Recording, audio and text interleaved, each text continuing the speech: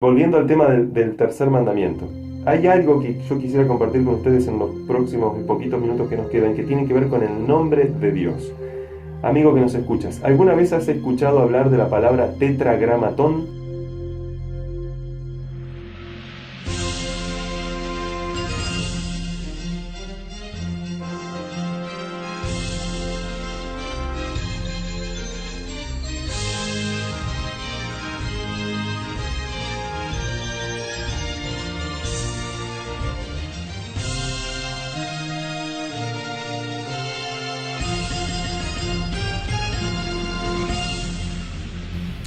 Buenas tardes, queridos oyentes.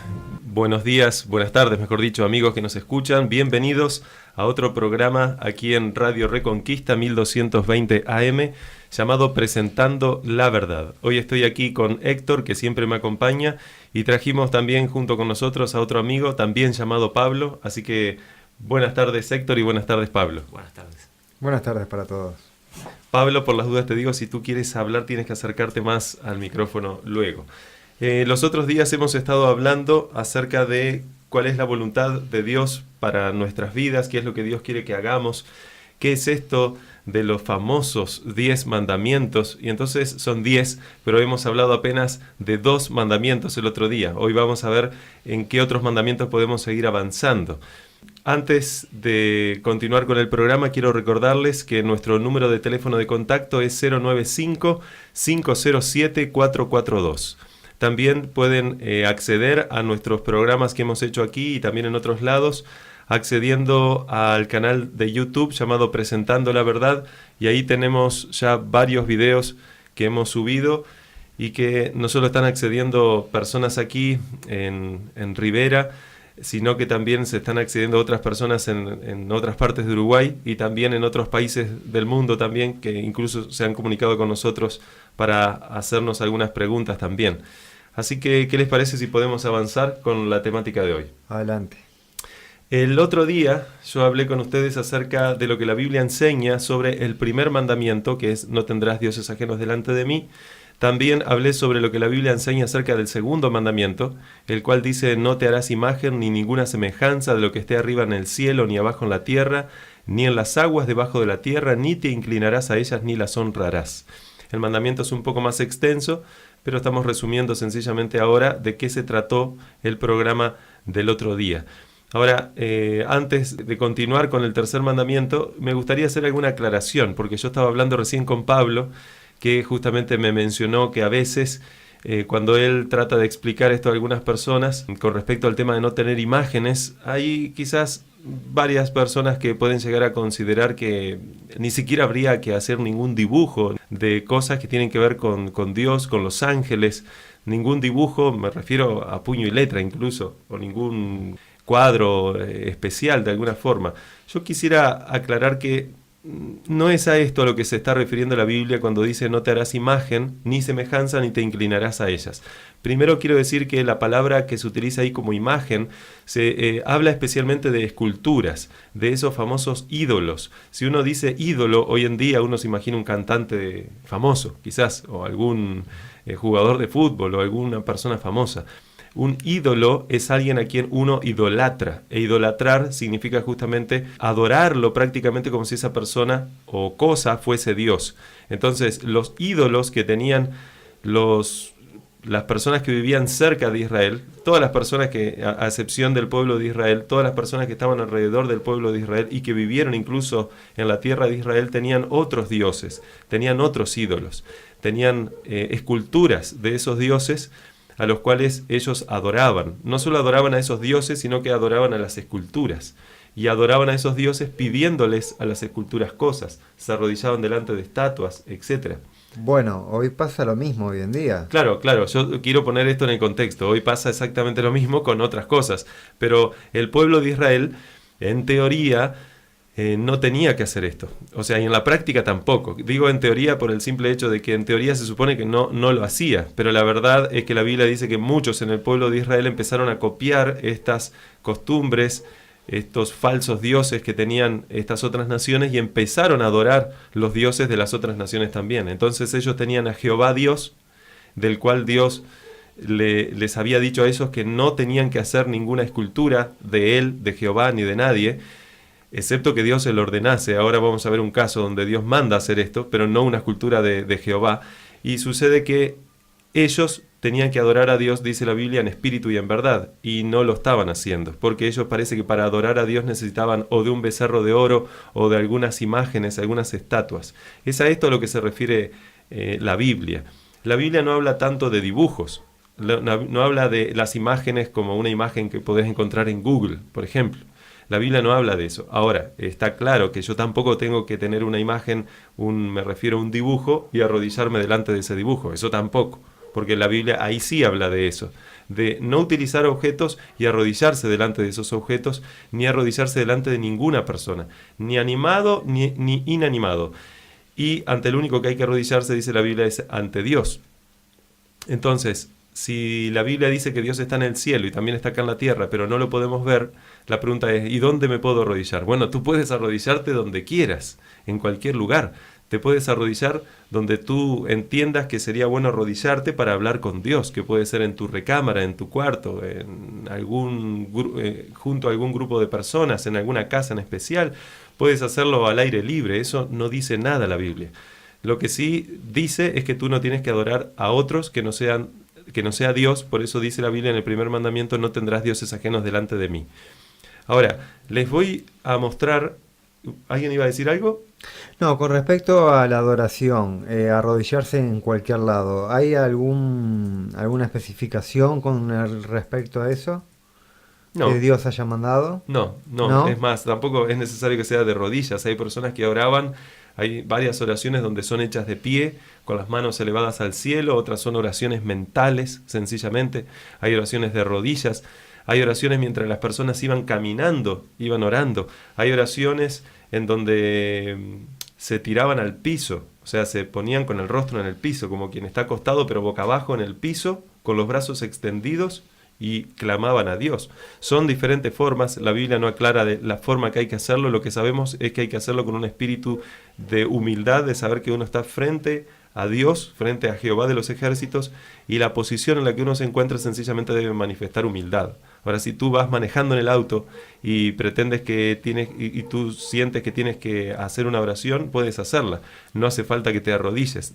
Dicho sea de paso, si te arrodillas mientras estás en el auto, no creo que vayas a poder manejar bien y vas a tener un accidente. La Biblia sencillamente dice que ahí puedes elevar una oración a Dios, y Dios, que sabe todo, puede escuchar incluso tus pensamientos, aunque no se salgan las palabras de tu boca. ¿Quedó claro eso? Sí.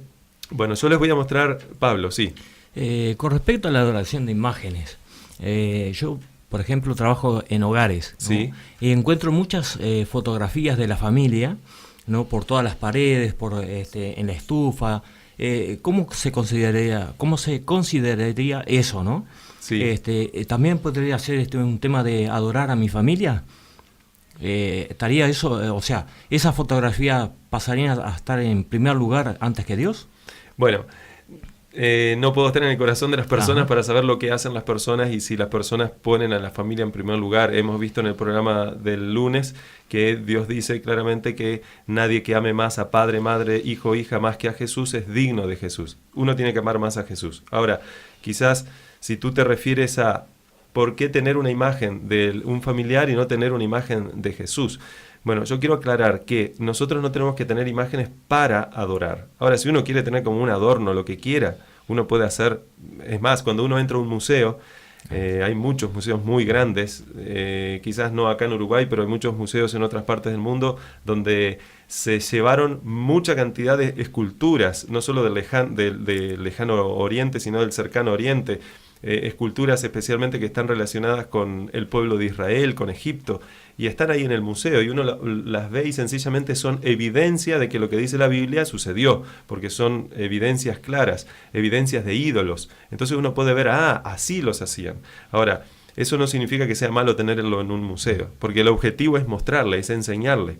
De la misma forma que en un libro de texto o en un libro de estudio, si aparece la imagen de cómo era que dibujaban a los antiguos dioses, sencillamente es para enseñarle a las personas información con la cual puedan saber y contextualizarse y comprender qué era lo que ellos comprendían de cómo eran los dioses. Lo que yo quiero decir, y tiene que quedar claro, es que una cosa es tener imágenes para adorar y otra cosa tener imágenes quizás para estudiar la situación. Entonces, en los museos hay mucha cantidad de imágenes que nos muestran cómo era que vivía la gente en ese entonces, en los libros de texto también, en las páginas web también. Si no, hasta incluso sería un pecado buscar una imagen de Jesús en la Biblia, o aparece una imagen, en Google, y aparece una imagen. No puedo ver, es una imagen. No es a eso a lo que se refiere la Biblia, porque el contexto del segundo mandamiento dice, ni te inclinarás a ellas. Ahora, si tú dices, no, pero yo me inclino a ellas, pero no las adoro, porque a quien le estoy hablando es a Dios. Por ejemplo, me inclino frente a un Jesús crucificado, una imagen de Jesús crucificado, entonces le pido a Dios, pero me inclino delante de Jesús. Bueno, la Biblia dice, no te inclines, porque el simple hecho de inclinarte implica que tú estás manifestando adoración hacia la imagen, aunque tú digas que no. Y como hablamos el otro día, estar depositando tu fe en imágenes, en cosas palpables, en vez de que sea algo mental y algo muy privado entre Dios y uno, en vez de fortalecer la fe de la persona, la perjudica, porque Dios, que es invisible, por lo menos para nosotros, quiere que lo adoremos, dice la Biblia, en espíritu y en verdad. Y eso muchas veces se hace de forma invisible también. Yo no necesito tener una imagen adelante para saber que estoy hablando con Dios. Yo sé ahora que Dios nos está escuchando y eso que no lo estamos viendo. Ahora, quiero mencionar algunos textos que aparecen en la Biblia. Yo creo que hoy no nos va a dar el tiempo para hablar todo lo que íbamos a hablar, pero aparecen unos textos en la Biblia muy interesantes donde Dios manda a su pueblo a construir ángeles de esculturas, y estos ángeles eran de oro. Entonces uno puede preguntar, ¿pero cómo? Dios por un lado dice que no hagamos y por otro lado dice que hagamos. Es que Él dice que no hagamos para adorar, pero Él cuando manda a que hagamos algo, lo tenemos que hacer. Y vamos a ver ahora en el contexto que Dios no mandó a hacer estos ángeles que claramente dice la Biblia que eran querubines. Estos querubines Dios no los mandó a construir. Dios mandó a construir entonces 2 querubines, estoy diciendo, 2 esculturas de una sola pieza, de oro, dice. Pero Dios no los mandó construir para adorarlos a esos querubines. ¿Dónde estaban esos querubines? La Biblia dice que Dios mandó construir un santuario, lo mandó a través de Moisés. El santuario tenía 3 partes. La tercera parte de ese santuario se llamaba lugar santísimo. En ese lugar había un mueble que se llamaba arca. Adentro del arca estaban los 10 mandamientos que estamos estudiando. Pero la tapa del arca se llamaba propiciatorio. Y encima de la tapa del arca había un adorno muy espléndido que era del mismo material de la tapa, que se llamaba propiciatorio, de la tapa del arca que cubría los 10 mandamientos, del mismo material de esa tapa, que era de oro, había 2 querubines arriba con sus alas extendidas uniéndolas de un lado al otro, y Dios mandó que se construyesen esos querubines, que nosotros sabemos que lo que la Biblia dice es que hoy en día en la presencia de Dios hay querubines. Y uno de estos querubines era Lucifer. Por eso la Biblia dice que Lucifer es el querubín cubridor. Bueno, era, ¿verdad? Porque ahora ya no es más. Lucifer cayó, fue desterrado, fue destituido. Y nosotros sabemos que hoy en día, si bien Lucifer se fue, o sea, fue echado del cielo con 1/3 de ángeles, pero 2/3 no fueron echados. Y hay ángeles que ocuparon el lugar de Lucifer, y son evidentemente en este caso concreto los querubines cubridores, que son los ángeles más exaltados que menciona la Biblia. Entonces sencillamente estaban esos querubines, y lo importante no eran los querubines, lo importante era Dios. Y ustedes dirán, ¿y cómo es posible que era Dios el importante si Dios manda a construir los querubines? Claro, porque mandó construir los querubines para que entendiesen de que si estaban los querubines ahí, significaba entonces que estaba Dios. ¿Cómo lo sabemos? Porque la Biblia dice, no vamos a leer ahora los textos, cualquier cosa, amigos, si ustedes quieren, se comunican con nosotros le pasamos todos esos textos. Ahora no lo pasamos por un tema de tiempo, los pasaremos en otro programa quizás. Pero la Biblia dice claramente que arriba del arca, de la tapa, había 2 querubines de oro, y la Biblia dice que por encima de los querubines aparecía algo que se conoce como la Shekinah. La Shekinah Shekinah viene de una palabra en hebreo que es Shakán, que significa morar o morada en este caso, y era el lugar donde moraba Dios. Y nosotros sabemos que el lugar donde moraba Dios era en el santuario, en el templo, de una forma muy especial en el lugar santísimo, que quedaba especialmente en el medio del campamento de todo el pueblo de Israel. O sea que Dios moraba especialmente en el medio de su pueblo. Y ahí donde moraba Dios, Dios se manifestaba muchas veces de forma visible, a través de algo que se conocía como la Shekinah. Era algo así como un fuego resplandeciente que mostraba que ahí estaba Dios, que era la misma presencia de Dios. Ahora, estos querubines estaban esculpidos de una forma tal que miraban hacia abajo con total reverencia, extendían sus alas de un lado al otro como cubriendo de alguna forma, se podría decir, no solo la Shekinah, sino sus rostros, tenían que atravesar sus alas de un lado para el otro y en el medio aparecía toda esa Shekinah que significa la presencia de Dios. O sea que estaban esos querubines sencillamente para mostrar que si estaban, entonces Dios también estaba, sencillamente eso. Igual, por las dudas amigos, eso lo pueden encontrar en Éxodo capítulo 25, desde el versículo 17 hasta el 22. Luego también pueden encontrarlo en Primera de Reyes capítulo 6, versículo 23 y Primera de Reyes capítulo 6, versículo 25. Ahí dice claramente la Biblia, lo que acabo de decir. También en otro momento Dios manda construir ahora, en vez de querubines de forma como esculturas de oro, Dios manda construir una cortina donde en esa cortina se bordaban imágenes, se bordaban cosas. ¿Me explico? Entonces, entre esas imágenes, adivinen qué aparecía. Ángeles, en este caso querubines. Dios mandó construir una cortina que dividía el lugar santo del lugar santísimo.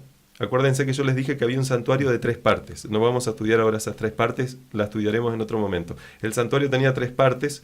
Una parte que estaba fuera del santuario en sí, que bordeaba el santuario, se llamaba atrio exterior. Una parte después adentro del santuario se llamaba lugar santo, y más adentro, pasando la cortina, esta que yo estoy diciendo, había algo que se llamaba lugar santísimo, donde estaban estos querubines y donde estaban los 10 mandamientos. Pero la cortina que dividía el lugar santo del lugar santísimo tenía varias imágenes, que no era el objetivo que adorasen a esas imágenes el pueblo de Israel, por eso Dios permitió que se hicieran esas imágenes. ¿Me van siguiendo? Sí. Bien, Sí, y en esas imágenes aparecían ángeles. Entonces, si fuera pecado realmente hacer estas imágenes, pintarlas, hacerlas con la computadora, o agarrar y tener el tiempo para bordarla, ¿no? Y para colmo, ese bordado llevaba mucho tiempo porque era con hilos de oro que se hacían incluso muchas de esas imágenes. Entonces, hubieron personas idóneas que Dios las utilizó para bordar ángeles. Estaban las imágenes de los ángeles ahí. ¿Y cuál era el objetivo? Mostrarles nuevamente a quien entraba ahí, que eran los sacerdotes, era un símbolo de que ahí mismo también estaba la presencia de los ángeles. Y es interesante un detalle, no es tan detalle, pero lo voy a mencionar. Esa cortina que dividía el lugar santo del lugar santísimo estaba muy cerquita de un altar que se llamaba el altar de incienso, donde se ofrecían inciensos. Y nosotros sabemos que el incienso es un símbolo que representa también al sacrificio de Cristo, que se agrega a las oraciones de los santos, de los hijos de Dios, hijos e hijas de Dios, para que sus oraciones, por los méritos de Cristo, sean escuchadas por el Padre y sean atendidas, mejor dicho, o sean respondidas, porque Dios escucha todas las cosas sí o sí. Entonces, lo que tiene que quedar claro ahí es que la función de los ángeles, y dice la Biblia, es llevar esas oraciones, esos pedidos al trono de gracia que está en los cielos. ¿Cómo es que hacen eso los ángeles? No me pregunten porque la Biblia tampoco lo menciona. La Biblia dice en Deuteronomio 29:29 que hay cosas ocultas a los hombres y hay cosas, o sea, que son secretas de Dios, y hay cosas descubiertas, reveladas a los hombres. Pero bueno, esto es lo que sabemos. Lo que sabemos es que no era tanto el problema de hacer imágenes, sino de adorarlas. Ahora, si yo ya sé que haciendo una imagen, yo no la voy a adorar, pero puedo serle piedra de tropiezo para otro, yo no tengo que hacerlo. Si yo tengo un negocio donde estoy haciendo imágenes para que otro la adore, quizás yo no la adoro, pero el otro lo está adorando. ¿Se entiende? Es como yo no consumo droga, pero si me pongo a vender droga, estamos en la misma situación. Puedo hacer y hago cometer el pecado a otros. Y peco por el simple hecho de serle piedra de tropiezo para otros. ¿Alguna pregunta? Sí, con respecto al incienso. ¿Está mal prender incienso? Bueno, no quisiera yo ponerme a hablar de ese tema ahora. No está mal prender incienso siempre y cuando tú lo quieras para aromatizar un lugar. Sí, para darle fragancia a una habitación. Sí, porque es un tema un poco más complejo. Requeriría de hablar del por qué quizás esta pregunta. Yo te entiendo tu pregunta, Héctor, pero yo sé que la Biblia dice que el incienso que se utilizaba en el lugar santísimo era un incienso muy especial, que incluso nadie tenía el derecho a duplicar ese incienso, solo se tenía que utilizar en ese lugar, que era símbolo, insisto, del sacrificio de Cristo, de aroma agradable a Dios, del holocausto de Jesús, de grato aroma a Jehová, dice la Biblia, cuando se ofrecía un sacrificio. Ahora, el incienso que utilizamos nosotros para darle un buen olor a un lugar no tiene nada que ver, ¿verdad? Si bien se utilizaba también para eso, pero tenía un objetivo espiritual, tenía una enseñanza espiritual. Hay algo que se llama en la Biblia la tipología, o sea, estas enseñanzas que tienen una aplicación inmediata y una aplicación futura, y esto tiene que ver con el sacrificio que haría Cristo, que ya hizo. Ahora, no tiene nada que ver con los inciensos que uno puede prender hoy en día, donde algunas religiones dicen que si tú prendes inciensos andan los espíritus. No enseña nada de esto la Biblia, y nada de eso es verdad tampoco. Entonces, si tú quieres prender incienso, Héctor, prende. Si tú quieres comprar un aerosol, en vez de prender incienso, compra el aerosol y pone el aerosol, no pasa absolutamente nada. Bueno, yo quiero avanzar un poquito porque quiero hablar algo, espero que me dé el tiempo, sobre el tercer mandamiento. La Biblia dice en el tercer mandamiento de Éxodo capítulo 20, versículo 7, no tomarás el nombre de Jehová tu Dios en vano, porque no dará por inocente Jehová al que tomare su nombre en vano. Ahora, este es un mandamiento cortito, a diferencia del segundo mandamiento que es más extenso. El cuarto mandamiento, que no vamos a estudiar hoy, lo estudiaremos el viernes que viene, es más extenso aún. Y después todos los otros mandamientos que vienen hasta llegar al 10 son todos cortitos. Este es uno de los mandamientos que no es tan extenso. Que no sea extenso no significa que no sea complejo. Por ejemplo, hay un mandamiento que dice no matarás. Y hay muchas cosas para hablar de ese solo mandamiento. Pero bueno, ¿por qué es importante? ¿Por qué Dios dice no tomarás el nombre de Jehová tu Dios en vano? Nosotros tenemos que entender que el nombre de Dios es sagrado. Lo que dice la Biblia es que es sagrado. Yo no lo puedo utilizar para cosas vanas. Yo ni siquiera tendría que utilizarlo para hacer chistes. Ni siquiera tendría que utilizar el nombre de Dios en vano diciendo, te juro por Dios. Eso dice la Biblia que no hay que hacer eso. No hay que jurar. Dice Jesús que tu sí sea sí y que tu no sea no. No pongas a Dios como garantía de tus palabras. No, al contrario. La palabra que nunca pasa es la palabra de Dios, no las tuyas. Y nosotros somos seres humanos comunes y corrientes. Entonces lo que nosotros tenemos que hacer es pedirle ayuda a Dios. Pero no utilizar el nombre de Dios en vano para estas cosas. En Salmo 111, Salmo 111, versículo 9 dice, redención ha enviado a su pueblo, para siempre ha ordenado su pacto, santo y temible es su nombre. Hay personas que tienen, se podría decir, el nombre de Dios en sus bocas para cualquier cosa. Y para cualquier cosa utilizan el nombre de Dios cuando la Biblia dice que no hay que hacerlo. Y si esto no fuera importante, no estaría entre los 10 mandamientos. Que les recuerdo, amigos que nos escuchan, los 10 mandamientos es lo único, o vamos a hablar así, los 10 mandamientos es una de las 3 cosas, y la primera de estas 3 cosas, que fueron escritas, dice la Biblia, con el dedo de Dios. Y nosotros sabemos que la Biblia tiene palabra, la Biblia es la palabra de Dios escrita, ¿verdad? Claro, hay cosas que en la Biblia no están, lógicamente. La palabra de Dios es más grande, pero toda la Biblia es palabra de Dios. Eso es lo que sabemos. Y lo que sabemos es que la palabra de Dios, dice la Biblia, permanece para siempre, o sea que no pasa. Entonces, si la palabra de Dios, que es la Biblia, escrita por seres humanos, inspirados por Dios, pero escrita por seres humanos, no pasa, cuánto menos va a pasar lo que es de la Biblia, pero fue escrito con el propio dedo de Dios. Y esos son los 10 mandamientos que estamos estudiando. Entonces, volviendo al tema del tercer mandamiento, hay algo que yo quisiera compartir con ustedes en los próximos y poquitos minutos que nos quedan, que tienen que ver con el nombre de Dios. Amigo que nos escuchas, ¿alguna vez has escuchado hablar de la palabra tetragramatón? Quizás sí, quizás no. Tetragramatón sencillamente es una palabra en griego que significa 4 letras. ¿4 letras? Sí, 4 letras. ¿Por qué? Porque el nombre de Dios en la Biblia tiene solo 4 letras. El nombre de Dios está compuesto por 4 letras en hebreo. Esas se podría transliterar, se podrían escribir esas letras como si fuera una I mayúscula, una H, una W y una H. Ahora, ¿qué clase de nombre es este que tiene solo consonantes?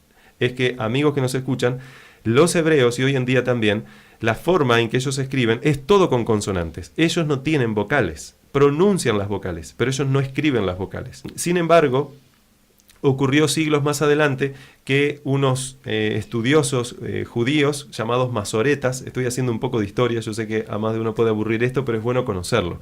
Los masoretas agarraron y empezaron inventaron lo que se llamó luego los signos vocálicos. Tiene otros nombres también, pero son como estas vocales que van en el medio de las consonantes, que tienen una razón de ser.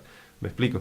Yo con las consonantes de la palabra Belén puedo formar balón, balún. Mi hija se llama Belén. Si yo no le pongo las vocales en el medio de las consonantes, no sé de lo que estoy hablando. Ahora, lo interesante es que los judíos, los hebreos, sí sabían lo que estaban hablando. Pero sucedía que como era tan importante el nombre de Dios y es tan santo el nombre de Dios, ellos creyeron que no tenían que pronunciarlo. Entonces, como no lo pronunciaban, nadie sabía cómo se pronunciaba, solo se escribía. Ellos, para mencionar el nombre de Dios, solo utilizaban las palabras Adonai, o la palabra Adonai, que significa Señor. Entonces, con el tiempo, como se perdió, no se sabía cómo es el nombre de Dios. Se sabe cómo se escribe, mas no se sabe cómo se pronuncia. Algunas personas dijeron, bueno, vamos a llamarlo así, así, asá. Y una de las formas, se podría decir, latinas o españolizadas del nombre de Dios es Jehová. Pero nosotros sabemos que el nombre de Jehová no es Jehová. No sabemos hasta el día de hoy realmente cuál es el verdadero nombre de Jehová. Entonces, ¿por qué yo digo esto?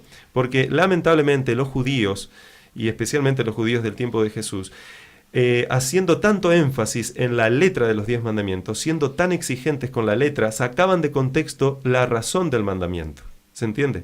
Entonces le daban tanta importancia a no mencionar el nombre de Dios por las dudas si lo mencionaban en vano, que se olvidaban de que ellos utilizaban el nombre de Dios para perjurar y para jurar cosas que Dios le había dicho, no jurarás, no dirás, y que luego lo aclara incluso en el 9º mandamiento cuando dice no hablarás contra tu prójimo falso testimonio. O sea, estos mandamientos están relacionados. Lo que quiero decir es que, amigos, ya estoy terminando, lamentablemente se nos pasó la media hora, ojalá tuviéramos más tiempo, pero no podemos, pero nos tiene que quedar claro algo. Dios dio los mandamientos para que los seres humanos puedan ponerlos en práctica. Los seres humanos, ni tú ni yo, amigo mío, puede poner en práctica los mandamientos de Dios si no está en las manos de Dios. Por sí mismos no podemos hacer nada, pero en Cristo, dice Filipenses 4:13, todo lo puedo que me fortalece. Si no fuera importante guardar los mandamientos de Dios, Dios no nos pediría que los guardemos, y Jesús no hubiera dicho las palabras que están en Juan 14:15, que dice, si me amáis, guardad mis mandamientos. Dios no nos va a pedir nunca jamás a nosotros algo que nosotros no podemos hacer. Si nos pide algo es porque Él sabe que podemos hacerlo, pero solitos no, solos no podemos, necesitamos de la ayuda de Cristo. Hemos estudiado entonces estos días el primer, el segundo, el tercer mandamiento.